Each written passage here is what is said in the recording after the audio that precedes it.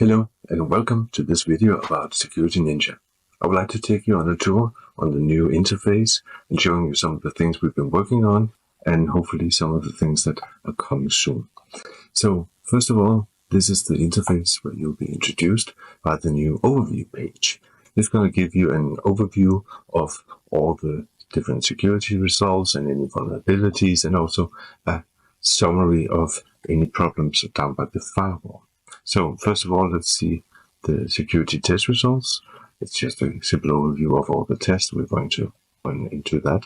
The vulnerability scan says that it has found one vulnerability, and a vulnerability in this case is either a plugin or theme, where we check an online list of known plugins or plugin with known vulnerability for particular versions, meaning that this one, 228, for GDPR cookie consent is actually vulnerable. So we need to go and update the plugin. Down a bit further below, you can see there's a firewall summary where we get a quick summary up in the top, like how many times someone tried to log in as an admin, blocked a suspicious request, or login error in general. Where all these summary are these numbers are a summary of all the attempts from since the plugin was installed. And down below you'll just see a quick, this is just a preview version, you will see a quick the last 10 suspicious requests and what has happened. So let's scroll up a bit more. Over in the sidebar you'll just see a very simple list of different links to articles and support forums. Now if you go under the tests, you will see these are the tests that you saw just in the overview. And now we run all these, but if you want to click, you can click and expand to see a bit more details. You can actually apply a fix. In this case, there are some deactivated plugins, and we actually have an instant fix or a quick fix for this version. We can see, let's try for instance this one, there's a plugin update available, so we can also update all of these plugins. But if you scroll down and see there's anything else here like details, for instance the active plugins that have been updated in the last 12 months, and you can see there are some plugins here that haven't. Just because they haven't been updated doesn't mean that there is an issue, but it's worth keeping an extra eye on. Now these are don't have a auto fix, so some of these you will go through and you will notice oh, there's easy way to fix things, and others they will have to do a bit of more manual labor. But there is in general always a link to a page where you can read more details. You scroll up to the top and let's try and run the test. They're actually quite fast. You have a quick filter up here where you can click and you can see just the ones with warnings, which one had passed. I completed the what's it called, the scan. But let's go back to the all where it seems to be still running. So let's go through in a gentle pace, and once it's been through, you can see come down all the way down here. It checks for a lot of different things and it gives you a summary of all the findings and suggestions for you. So let's scroll up and see what else we have up here. Up here we have the vulnerabilities, like we talked about in the beginning. There is a particular vulnerability here on this page.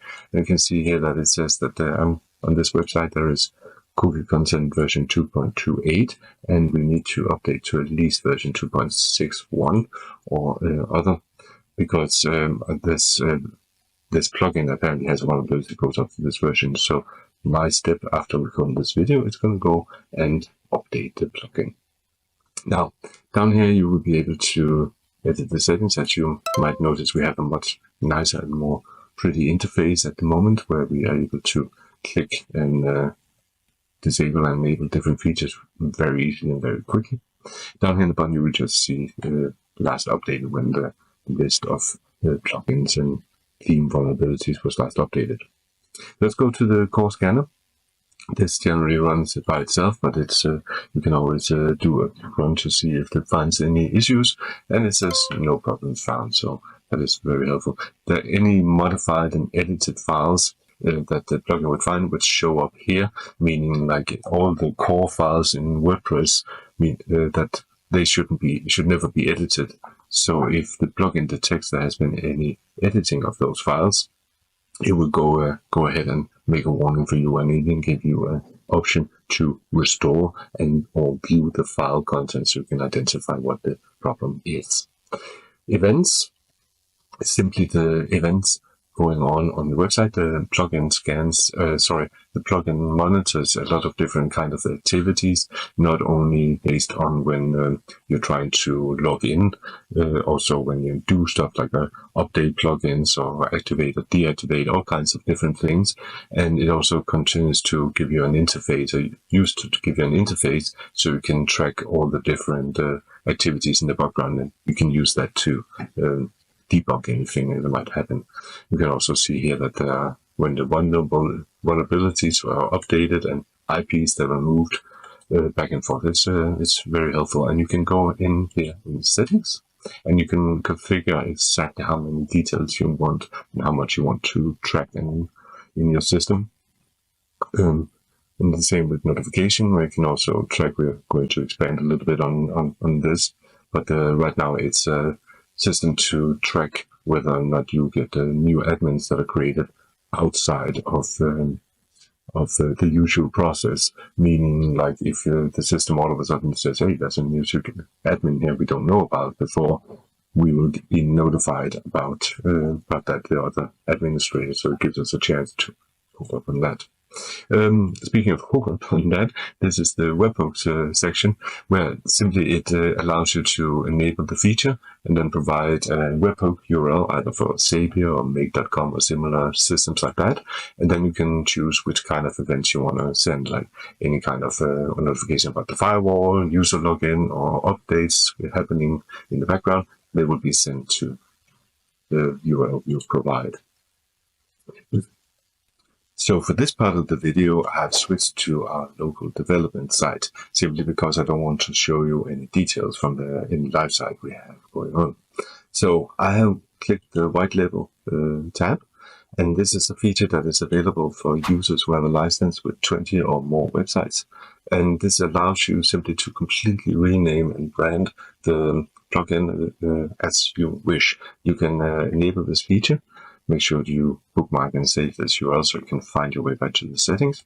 And then you can simply change it to whatever you would like. My security plugin, for instance, is a good name.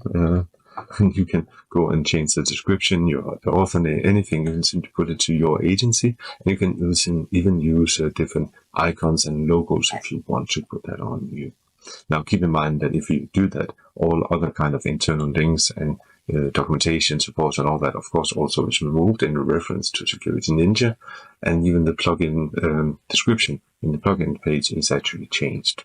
Now, that also means that if you're having some customers, you will have to support them directly via your domain. Now, let's go to click on malware. This is just a test site, so obviously there are quite a few it has identified.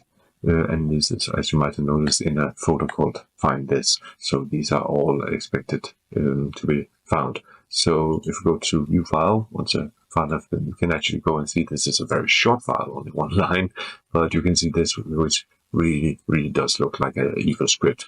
So you can actually choose to whitelist it if you want, which we do not recommend unless you know what you are doing, but you have that option. And you can also go and delete it. Now, if this is a known plugin, like meaning it was found on the WordPress repository, it is sometimes possible for us to allow you to restore it directly, but in most cases you will be needed, or if it's a premium plugin, you will have to upload the entire folder again. That depends, of course, if this is a newly injected file or if it's part of the malicious file that has been edited. Let's go on to the firewall. The firewall, as you can see here now, has in total blocked 1.2 million visitors. This is all based only on some test data that we got in, but from one of our sites has actually been quite successful. Now, the secret access URL you see here in this interface is a URL we always recommend that you save and bookmark, because if anything should happen to you, meaning like you block yourself out or you're trying to access from an IP and you forgot your password, end up logging yourself out for temporarily, permanently, you can access this full URL. This is a test site, of course. And then by accessing that URL, the plugin will say, okay, you're going to be whitelisted. So you visiting that URL will immediately whitelist your your IP so you can log in. Now, if you scroll down, you will see that there are more interesting things to talk about down here in terms of the settings, where we can see the interface has been improved tremendously yet again. And you will also find it much more easy to navigate and go through all this. Scroll down here and you see different settings. You can also go in and detail more, like if you want to have the visitor login feature, if it's enabled, you have to turn it on. But if you don't use the visitor, so you don't not care to go and take a look at it occasionally, we do not recommend you keep it on because it's a waste of resources. But if you want to track and try to see what's going on and try to debug a problem, it's always a way to help get more information into your visitors. Login protection is simply all the features that we allow for protecting your login. That currently means that you can set autoban rules for failed login attempts, meaning if more than five failed login attempts in 10 minutes, then you get banned for 1 hour. You can, of course, change this as you would like. You can also make sure to block the admin login straight up, meaning that anyone trying to log in as admin will be immediately banned because we know that they're simply trying to hack you. The most mundane method, but it's worth just blocking them straight away. Hide login errors makes it hard for the scripts to see what's actually going on, because by default WordPress would return saying wrong password or wrong username or some unknown username. This way it will simply just say something went wrong. And this is much more helpful because otherwise the script will be available to see and say, hey, okay, this user exists. We just need to find the right password, which is not a good approach. So you can also change the login URL, which is a feature we also have enabled. Make sure you follow the instructions because you have to be very specific in the format and the kind of characters you use in this. And you can also use 2FA, which is two-factor authentication, which is very helpful for you. That prevents anyone from logging in unless they have access to both your login and password, but also your phone with the rotating key. So this is very helpful for you to really lock down your website security.